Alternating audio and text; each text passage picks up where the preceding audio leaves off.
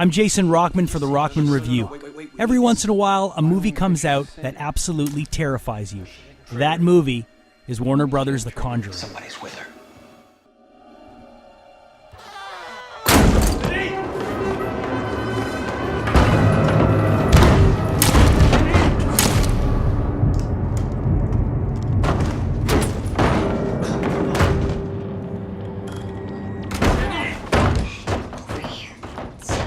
There's someone else in there with her. I have to ask you, being somebody who's been technically possessed in a film, do you walk away from this believing any more than you did before?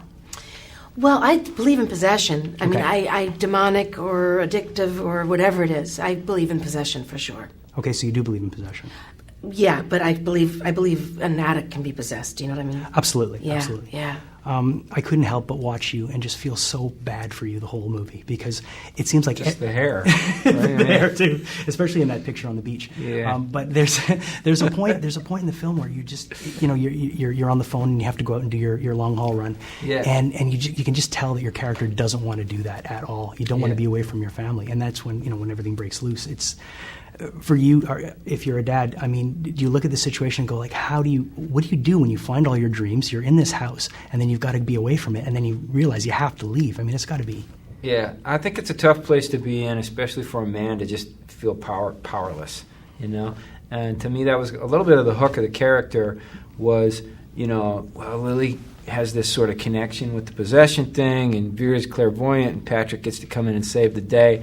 And I'm basically playing a guy whose main role is to be responsible for everybody, but just completely unable to protect them, and has Powerless. to ultimately ask for help. Right, which is a hard thing to do. Yeah, and at the same time, it's like there's a great power in asking for help, and ultimately that's what an exorcism is it's saying, you know what, we got to ask for help, So to me, I think as dark as a lot of the movie is, there's a real light message in it of, we have great power coming together and asking for help not only from each other, but from a higher power as well. Absolutely.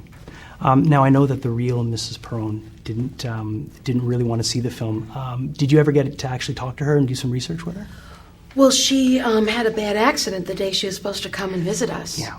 And I'm just hearing that she doesn't want to see the film, and it's not surprising to me at all. Yeah, I don't think she should. So you've never met her? No, she didn't make it. Okay. She didn't make it. And I think maybe her body knew what it was doing. Yeah. If her mind was saying, no, I gotta go. Right. No, you're not. And you guys got to spend some time with the real kids? No, I didn't. Okay. I saw them for one afternoon. They were out, but again, it was the day they came out was when there's this her mother had this breeze accident, and then so they kind of immediately got back in the car and went back to take care of her. Are you both fans of the genre? Yeah, love scary movies. Okay, and working with James? Love Yeah, James. absolutely. He's one of the greats. The genre. It's the amazing thing about the genre is it's gotten a bad rap, I think, recently because I think people decided 10 years ago that you can make bad horror films and people will see them anyway. Right. Which may or may not be true, but I think they gave up on trying to make great horror films.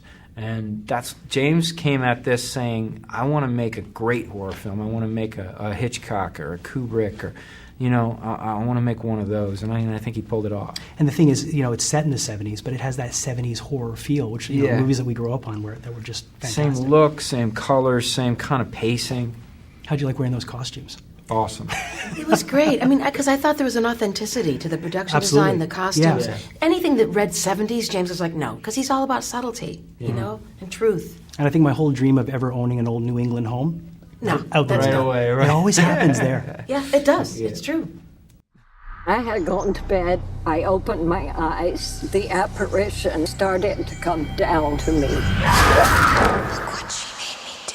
From the director of Saw and Insidious. We waited 30 years to tell our story. Because 30 years ago, the world was not prepared for this. On July 19th, Oh, God. experience the terrifying truth.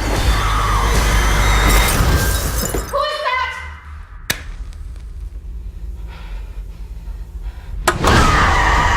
The Conjuring.